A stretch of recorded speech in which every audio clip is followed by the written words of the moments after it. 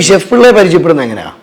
Chef പിള്ളേനെ പരിചയപ്പെടുന്നത് അത് വളരെ യാദൃശ്ചികമായിട്ട് പരിചയപ്പെടുന്നതാണ്. അതായത് ഞാൻ സോഷ്യൽ മീഡിയ ഒന്നും അങ്ങനെ യൂസ് ചെയ്യുന്ന ഒരാളായിരുന്നു.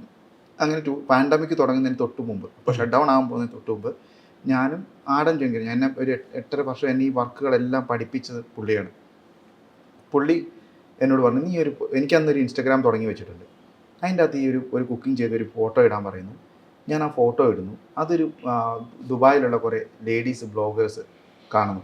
അവരപ്പോൾ എനിക്ക് മെസ്സേജ് അയച്ചിട്ട് ചോദിച്ചു ഇതെന്താണ്. അവർക്ക് കണ്ടിട്ടൊന്നും പിടികിട്ടിയില്ല, കാരണം അന്ന് ഇത്ര അത് ഈ സാധനം സജീവമല്ല ആയിട്ടില്ല. അപ്പം എന്നോട് ചോദിച്ചു ഇതെന്താണ്. അപ്പം ഞാൻ അവരോട് പറഞ്ഞു ഇത് ഇങ്ങനെയാണ്, ഇതൊരു മോഡേൺ ഇതാണ്, ഇങ്ങനെയാണ് ഇതിൻ്റെ കാര്യങ്ങളെന്നൊക്കെ. അപ്പോൾ അവർ വിസിച്ചോ കുറച്ച് പിക്ചറും കൂടെ ഒക്കെ ആഡ് ചെയ്യുമോ, നമുക്കിതിനെക്കുറിച്ച് പഠിക്കാൻ പറ്റുമോ. അങ്ങനെ ഞാൻ ഇട്ടു. അപ്പോൾ കുറേ പേരൂടെ വന്ന് ഇത് ഇട്ടു. അങ്ങനെ ഒരു ദിവസം എനിക്ക് വന്നൊരു മെസ്സേജാണ് ഷെഫ് പിള്ള എന്ന് പറയുന്നത്. എടാ സിജോ, ഇതെൻ്റെ നമ്പറാണ്, when you are free just please call me എന്ന് പറഞ്ഞൊരു ഇത്. ഞാൻ കയറി നോക്കുമ്പോൾ 10-100K അടുത്ത് ഫോളോവറുള്ള ഒരു മനുഷ്യൻ. ഞാൻ അന്നാണ് ഷെഫിനെ ആദ്യം കാണുന്നത്. അപ്പം നമുക്കന്നേരം 1000 ഒരു ഇതേ ഉള്ളൂ. അപ്പം ഞാൻ നോക്കുമ്പോൾ ഇത്രയും വലിയൊരാൾ നമുക്ക് മെസ്സേജ് അയച്ചിട്ട്, ഞാൻ ഓൺ ദി സ്പോട്ട്, ഞാനും യൂറോപ്പിലാണുള്ളത്, ഷെഫ് അന്നേരം അവിടെയുള്ളത് പാൻഡമിക്കിൽ. അപ്പം എന്നെ ഞാൻ വിളിച്ചു കഴിഞ്ഞപ്പോൾ എന്നോട് വളരെ സ്നേഹത്തോടെ സംസാരിക്കുന്ന ഒരാൾ. ഞാൻ അന്ന് ഇടുന്നത് കൃത്യമായിട്ടൊന്നല്ല, ഇന്ന് രാവിലെ ഇട്ടാൽ നാളെ ഉച്ചയ്ക്കിടും, മറ്റന്നാൾ വേറൊരു സമയത്തിടും. ഇതൊക്കെ പുള്ളി കാണുന്നുണ്ടായിരുന്നു. അപ്പോൾ പുള്ളി എന്നോട് പറഞ്ഞു എങ്ങനെയാണ് ഇൻസ്റ്റാഗ്രാം യൂസ് ചെയ്യേണ്ടത്, ഏത് സമയത്താണ് ഇടേണ്ടത്, അന്ന് ഹാഷ്ടാഗുകളൊക്കെ വർക്കാകുന്ന സമയത്ത് ഏത് ഹാഷ്ടാഗുകൾ ഇടണം, എങ്ങനെയാണ് ഇത് റീച്ച് ആകുന്നത്. അങ്ങനെ ഒരു 1/4 മണിക്കൂർ എനിക്കൊരു മനുഷ്യൻ പറഞ്ഞു തരുന്നു. കാരണം അങ്ങനെ ഒരാൾക്ക് എനിക്ക് പറഞ്ഞു തരേണ്ട ആവശ്യമില്ല. തീർച്ചയായിട്ടും ഇത്രയും പറഞ്ഞു തന്നിട്ട് അന്ന് ആ കോള് കട്ട് ചെയ്തു. ഞാൻ അവിടെ മുതൽ പുള്ളിയുടെ എല്ലാ ഇൻ്റർവ്യൂസുകളും ഇരുന്ന് കണ്ടില്ല. അപ്പോൾ ഞാൻ നോക്കുമ്പോൾ വളരെ നമ്മുടെ പോലെ തന്നെ ഒരു ജീവിത സാഹചര്യങ്ങളുടെ ഉള്ളൊരു ഒരാൾ. അങ്ങനെ അതിനോടൊരു ആരാധനയും. അങ്ങനെ ഞാൻ നാട്ടിൽ വരുമ്പോൾ എനിക്കൊന്ന് നേരിട്ട് കാണണമെന്ന് പറയുന്നു. അങ്ങനെ പാൻഡമിക് ഫസ്റ്റ് കഴിഞ്ഞ് സെക്കൻഡിൻ്റെ സമയത്താണ് ഞാൻ തിരിച്ചു വരുന്നത്. അങ്ങനെ വരുമ്പം ഞങ്ങൾ വിളിച്ചപ്പോൾ എന്നോട് പറഞ്ഞിടാ ഞാൻ ഇങ്ങനെ ഇവിടെയാണ് കൊല്ലത്താണുള്ളത്, നമുക്ക് നേരിട്ട് കാണാം. പിന്നെ എന്നോട് വിളിച്ചിട്ട് പറയുന്നു സിജോ എടാ എനിക്കൊരു ഹെൽപ്പ് വേണം, കോവളം ലീല ഒന്ന് റീഓപ്പൺ ചെയ്യണം, എനിക്കൊന്ന് വരാൻ പറ്റുമെന്ന് ചോദിച്ചു. അപ്പം ഞാൻ ചാടി കയറി ഷെഫേ ഞാൻ വരാം എന്ന് പറയും. അപ്പം പുള്ളി ഒരിക്കലും എക്സ്പെക്ട് ചെയ്തിട്ട് പോലും ഉണ്ടാവില്ല. കാരണം പുള്ളി എന്നോട് പറയും നീ വിചാരിക്കുന്നവർ അത്ര ഈസി ഒന്നുമല്ല, ഇത് 2 വർഷമായിട്ട് ക്ലോസ് ആയി കിടക്കുന്നതാണ്, അവിടെ സ്റ്റാഫില്ല, ഇത് ഈസി ആയിട്ട് തുറക്കാൻ പറ്റില്ല, ഇത് വളരെ ബുദ്ധിമുട്ടേറിയ പണിയാണ്. അപ്പോഴും ഞാൻ പറഞ്ഞു ഞാൻ വരാം എന്ന് പറഞ്ഞു. അന്നേരം എന്നോട് പറഞ്ഞു എടാ ഇത് ഓൾറെഡി 2 ഷെഫുമാർ വന്നിട്ട് ഇവിടെ നിന്നിട്ട് പോയതാണ്, എനിക്കിനി കുറച്ച് ദിവസമേ ഉള്ളൂ, പക്ഷേ ഇത് നീ ഏറ്റെടുത്താൽ നിൻ്റെ ലൈഫ് ടേൺ ആകുന്ന ഒരു ടേണിംഗ് പോയിൻ്റ് ആയിരിക്കും ഇത് വരാൻ പോകണമെന്ന് പറഞ്ഞു. ഞാൻ പറഞ്ഞു ഷെഫേ നിങ്ങൾ എപ്പോൾ വരണമെന്ന് പറഞ്ഞു, ഞാൻ ഇവിടുന്ന് വരാമെന്ന് പറഞ്ഞു. അങ്ങനെ എന്നോട് പറഞ്ഞു ഇപ്പം നിന്നെ ഇവിടുത്തെ GM വിളിക്കുമെന്ന് പറഞ്ഞു. GM എന്നെ വിളിച്ചു വെച്ചെന്നോട് പറഞ്ഞു മോനെ എൻ്റെ ഇതൊക്കെ കണ്ടപ്പോഴത്തേന് വെച്ച് യങ്ങായൊരു പയ്യൻ. അപ്പോൾ എന്നോട് വെച്ചു മോനെ എന്നാ വരുന്നത് ചോദിച്ചു. ഞാൻ പറഞ്ഞു സാറേ ഞാൻ ഇന്ന് തന്നെ പോരാം. അപ്പോൾ ഞാനൊരു വൈകുന്നേരം വണ്ടി എടുത്ത് അവിടുന്ന് ഇറങ്ങുന്നു ഇവിടുന്ന്. അപ്പം അറിയാലോ കണ്ണൂരിൽ നിന്ന് ട്രിവാൻഡ്രത്തിന് നല്ല സമയം, ഞാൻ പിറ്റേ ദിവസം വൈകുന്നേരമാണ് അവിടെ എത്തുന്നത്.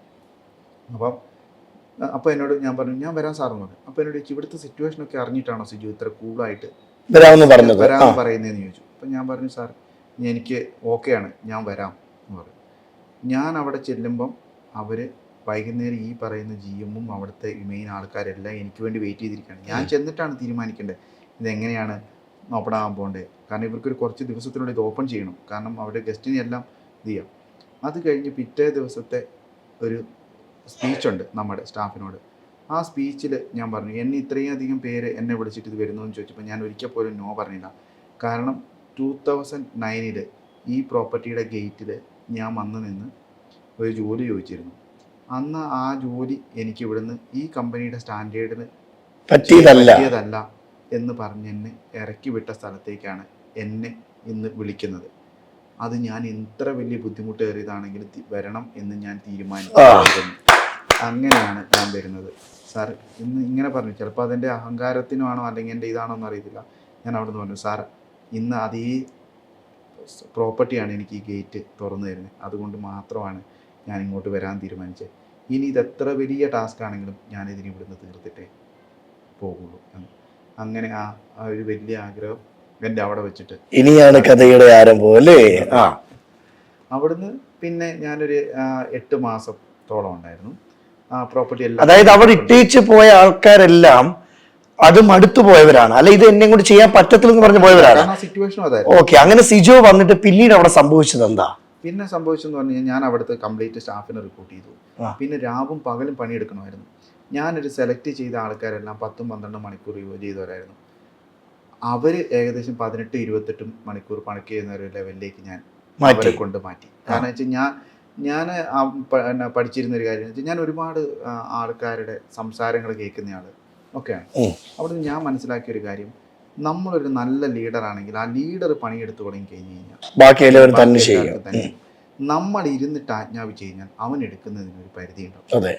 അത് കഴിയുമ്പോൾ അവനും എടുക്കും. പക്ഷെ നമ്മൾ മുമ്പിൽ ഈ 10, 18, 20 മണിക്കൂർ ജോലി ചെയ്യുമ്പോഴത്തേനും അവൻ കൂടുതൽ നമ്മുടെ പണിയെടുക്കാൻ തുടങ്ങും.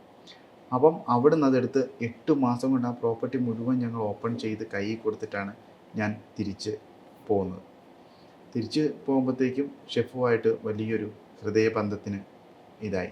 അങ്ങനെ ആ സമയത്ത് ഞങ്ങൾ അവിടുത്തെ രവിപ്പിള്ള സാറിൻ്റെ മോൻ്റെ വെഡ്ഡിങ് ഞങ്ങൾ ചെയ്തു. അത് ഭയങ്കര ഗ്രാൻഡ് സക്സസ് ആവും.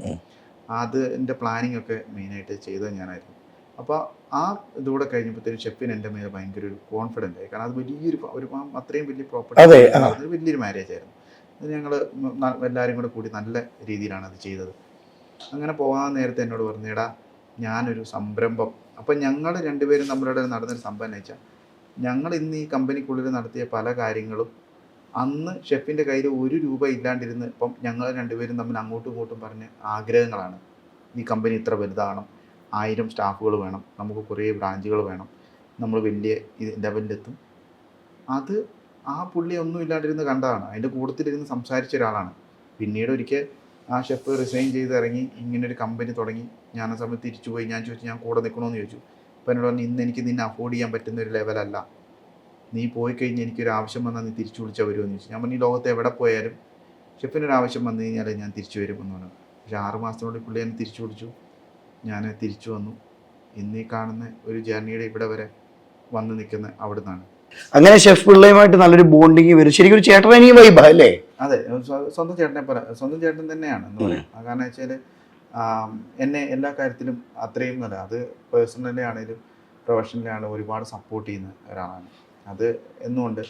പിന്നെ എന്താണെന്ന് വെച്ച് കഴിഞ്ഞാൽ ഞങ്ങൾ താമസിക്കുന്നത് ഒന്നിച്ച് തന്നെയാണ്, ഒരുമിച്ചാണ്. അപ്പൊ ഈ ഒരുമിച്ച് താമസിക്കുന്ന സമയത്തും ഷെഫ് പിള്ളയുടെ വളർച്ചയെല്ലാം കണ്ണുകൊണ്ട് കണ്ടൊരു വ്യക്തിയാണ് സിജോ ചന്ദ്രൻ അല്ലേ? അപ്പൊ ഈ വളർച്ചയിലെല്ലാം ഷെഫ് പിള്ള എന്ന വ്യക്തി സിജോ ചന്ദ്രന് തന്ന പാഠങ്ങളല്ല ഉപദേശങ്ങൾ എന്തൊക്കെയായിരിക്കും? ഉപദേശം എന്നല്ല, ശരിക്കും നമുക്ക് കണ്ടുപഠിക്കാനാണ് ഉണ്ടായിട്ടുള്ളത്.